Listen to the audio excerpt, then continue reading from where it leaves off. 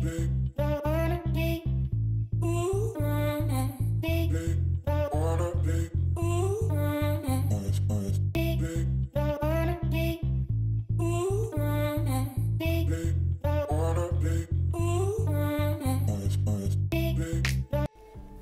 everyone, it's me Lin.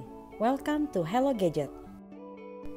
Oke, hari ini kita akan membahas dua Brotherhood series dari brand Xiaomi. Well, this is it, Xiaomi Redmi 9 and Xiaomi Poco M3. Xiaomi Redmi 9 yang pertama di-launching di pertengahan tahun 2020 dan kemudian disusul dengan Poco M3 yang di-launching di tahun 2020 di bulan November. Kedua ponsel ini menyisir pasar yang sama, yaitu kisaran level 1-2 jutaan.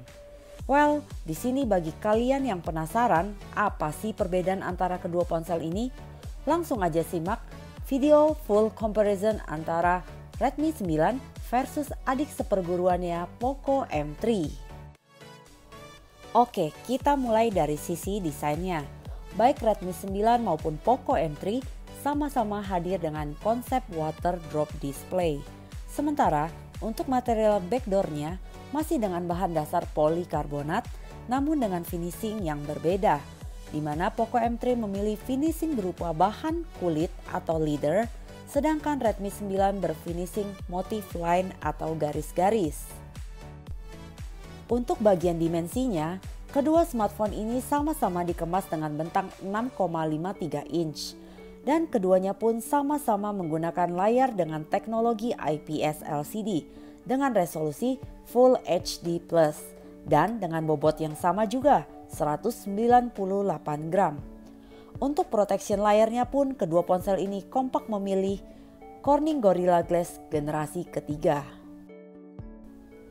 Untuk software dan hardware-nya, Redmi 9 sebagai pendahulunya berbasis Android 10 dengan MIUI 11. Yang dimotori chipset dari MediaTek Helio G80 dengan pabrikasi 12 nanometer dan penyuplai grafis dari Mali G52 MC2. Sementara Poco M3 berbasis OS Android 10 MIUI 12 dengan chipset Snapdragon 662 dan berpabrikasi 11 nanometer dan juga disupport dengan penyuplai grafis dari Adreno 610.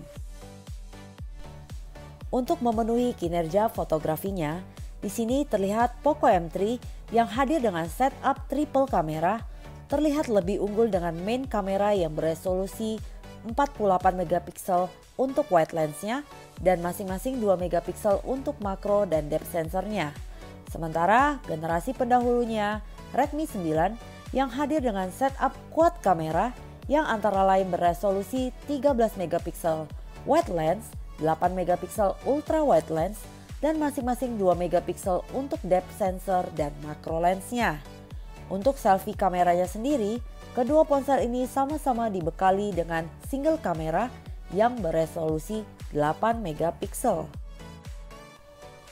Untuk quality recording videonya, baik yang menggunakan main kamera ataupun selfie kamera, kedua ponsel ini hanya mencapai kualitas tertinggi di angka 1080 at 30 frame per second. Dan untuk menjaga data pribadi penggunanya, kedua ponsel ini sama-sama mengandalkan fitur fingerprint.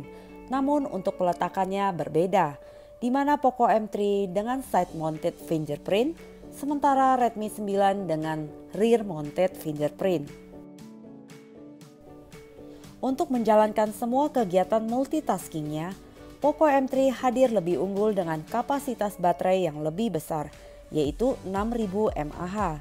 Sementara Redmi 9 hadir dengan baterai 5020 mAh. Namun keduanya sama-sama disupport dengan pengecasan beroutput 18 watt dan juga sudah disupport dengan USB Type-C.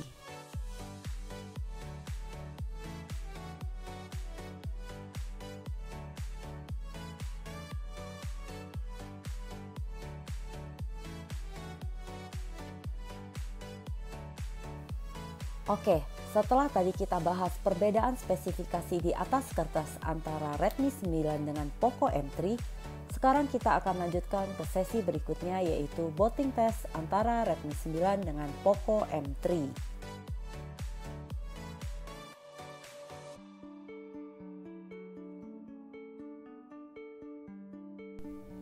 Dan ternyata hasil botting test kali ini di luar dugaan saya, di mana ternyata Redmi 9 menyala lebih dahulu dibandingkan Poco M3. Oke, next kita lanjut ke speed test game dan aplikasi antara Poco M3 dengan Redmi 9.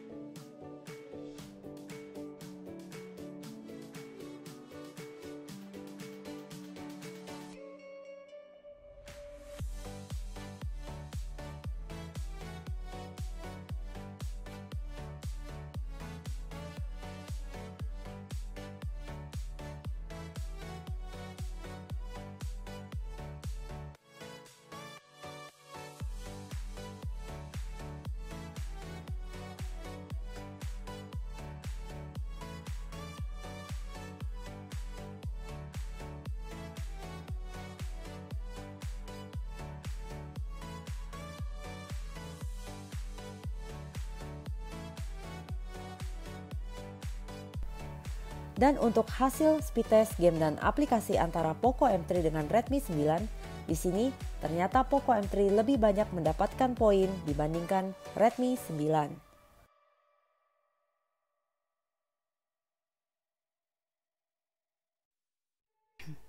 Next, kita lanjut ke kamera test.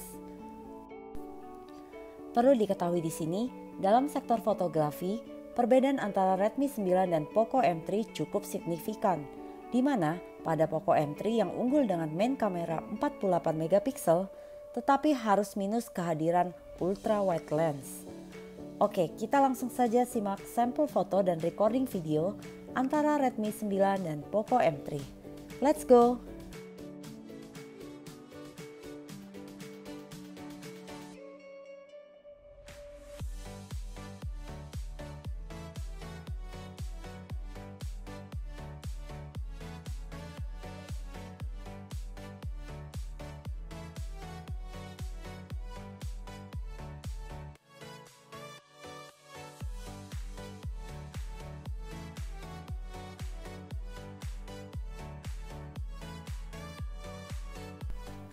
Oke, tiba pada conclusion hasil comparison test between Brotherhood series Redmi 9 dan Poco M3. Secara overall, Poco M3 masih menjadi primadona baik disandingkan dengan brand lain ataupun jika harus berhadapan dengan saudara sekandungnya. Secara performa, dengan dukungan dari chipset Snapdragon 662 untuk kategori low level, of course tidak perlu diragukan lagi. Juga berlaku untuk sektor fotografinya. Minusnya lensa ultrawide di sini bisa disubstitusi dengan main kamera dengan high resolusi 48 megapiksel. So it is not big problem here for Poco M3. At least here Poco M3 not only as the low entry killer, it's also could be the king of the entry level. Setidaknya sampai hadirnya lawan yang seimbang. So, apa kabar Vivo, Oppo, Samsung, Realme?